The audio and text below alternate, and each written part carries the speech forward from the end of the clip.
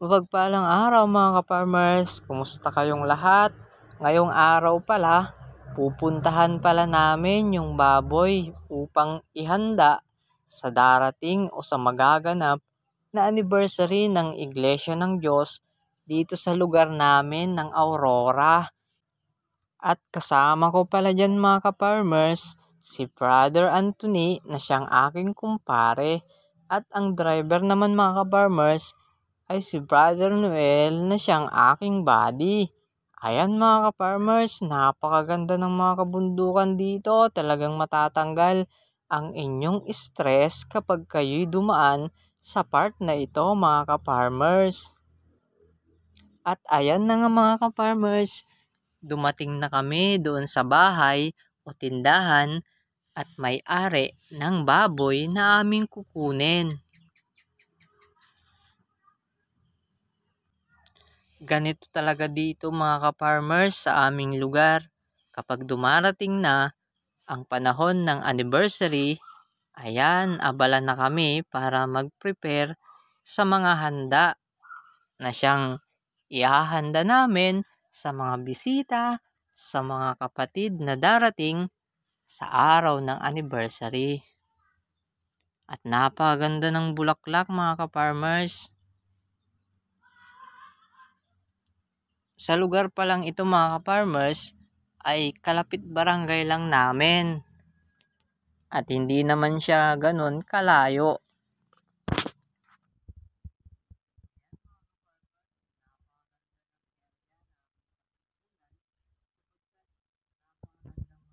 Dito, nang gaya nga nito, nababuyan.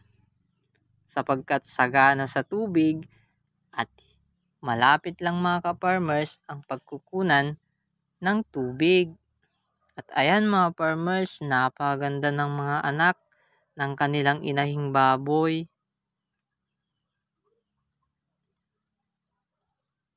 At ang pagbababoy mga ka-farmers ay isa rin sa napakagandang business, lalo na kapag maitapat mo sa presyo na mataas.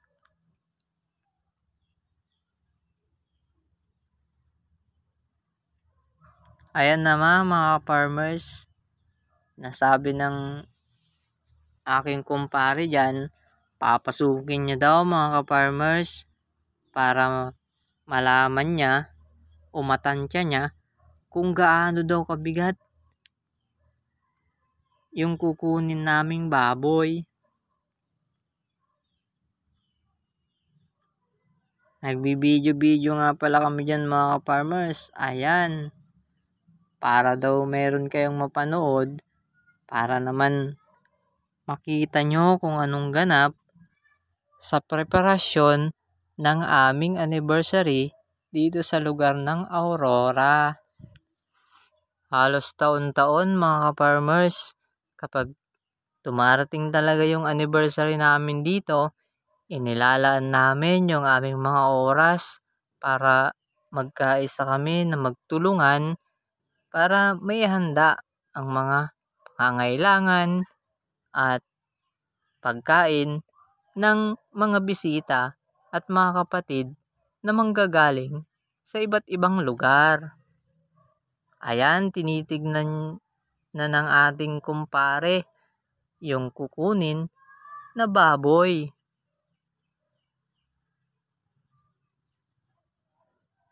At tatantyahin niya nga daw dyan mga ka-farmers kung ilan daw bang kilo, kung magtutugma daw ba kapag itinimbang na namin.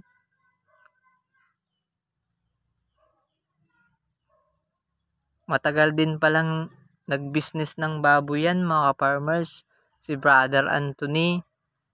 Napakasipag ding tao niyan mga ka-farmers at napakaraming tao yung kanyang na-encourage sa pag-aalaga dati at ngayon naman sa pagtatanim, lalong-lalo na sa papaya. Ayan mga ka-farmers, sinimulan na nilang ilabas dyan yung baboy. Oops mga ka-farmers, baka sabihin nyo hindi ako tumutulong dyan. Sabi kasi ng aking kumpare, mag-video na lang daw ako para daw mayroon siyang may upload sa kanyang Facebook account. O di ba mga ka-farmers, gustuin ko mang tumulong dyan, pero hawak ko mga ka-farmers yung kanyang cellphone. Kaya tinutulungan ko na lang sila sa pamamagitan ng pag-encourage na kaya nyo yan, kaya nyo yan. O di ba mga ka-farmers, ang galing. Napakarami nilang baboy mga ka-farmers. Napakarami ding pera yan pag ibinenta nila. Ipagpaumay ninyo mga farmers yung aking boses at hindi naman po ako expert sa pagbo-voice over. Tatalian nga muna dyan pala mga farmers para hindi na siya gaanong malikot o magalaw kapag binuhat.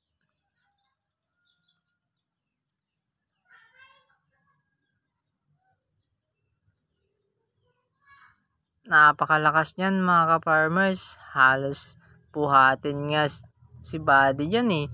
Ayan o. Ang lakas niya mga ka-farmers. Siguro naisip na ng baboy yan mga ka-farmers. Kakatayin na siya. O di ba? Ganun yung buhay ng mga baboy mga ka-farmers. At ayan mga ka-farmers, binuhat na ni kumparing Anthony, brother Anthony mga ka-farmers. Napakalakas niya mga farmers Grabe. Mahirap kasi dyan mga farmers kapag bubuhatang dalawahan. Ayan muntik pa siyang nabuwal dyan mga farmers. Buti na lang naitulak ko yung kanyang likod. Ayan mga farmers. Mahirap talaga kasi yung daan dyan mga farmers. Oops. Baka sabihin nyo mga farmers, pinapanood lang namin. Hindi po. Talagang yung daan dyan ay mahirap, tsaka medyo madulas mga farmers. Ayan. Inaatangan naman siya mga farmers ni Buddy. Kaya hindi naman ganun siya mahihirapan. Ayan. Tsaka sabi ko nga mga farmers, may experience na yan si pare. Dati na yung nagbabuyan. At talaga namang alam niya na yung diskarte. Lalo na dyan sa pagbubuhat, tsaka malakas yan mga farmers. Yung nakikita nyo pala mga farmers na camera o cellphone. Cellphone pala yan ng aking kumpare. Sinabi ko sa inyo kanina na inutusan niya na lang ako mag-video. Napagod siya mga farmers pero kayang-kaya. Ayun pala mga farmers, ang tansya pala niyan kanina ay 68. At napakagaling mga farmers, parang sinukat. Tansya ng aking kumpare, 68 at ng kanilang itimbang, 68 nga. O di ba? Isang katunayan na talagang nag-alaga siya ng baboy mga farmers. At ayan na mga ka-farmers, gagayak na rin kami dyan para umuwi na. Para maidala namin doon sa area na kung saan namin kakatayin mamaya. At ayan mga ka-farmers, nakarating na kami doon sa bahay ng kapatid na isa para dyan namin kakatayin mamayang hapon.